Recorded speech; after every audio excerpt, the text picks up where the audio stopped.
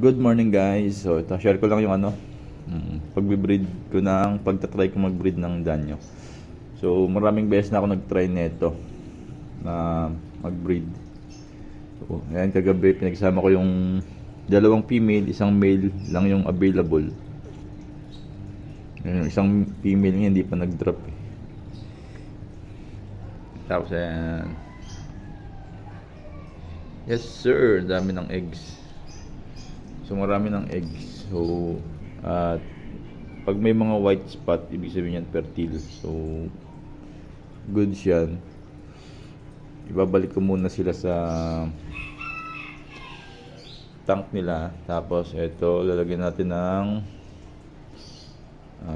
antibacterial na solution. O yan na yung mga egg nya. Tapos kailangan natin yan lagyan ng methylene blue para hindi magkaroon ng fungus. Kasi pag pinabayaan natin yan,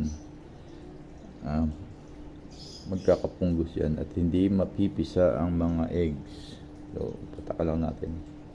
Uy, isa pa, duro. Yan. Okay na yan. Goods na yan. Yan lang natin bumaba or haluin na natin para mabilis.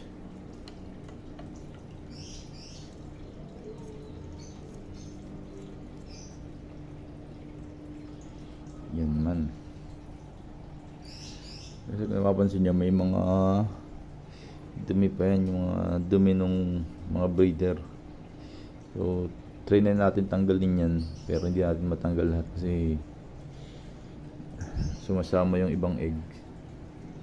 Ang kailangan na lang natin dito is kailangan natin to ng lagyan ng oxygen. So yun. Kasi wala tayong available. Doon ako nalungkot. Kaya na guys, kailangan lang natin hinaan ng konti. Duro. Mga ganyan. Goods na yan. Tapos tatabi natin after monitor natin 2 to 3 days. Balikan natin kung ma-hatch. Alright.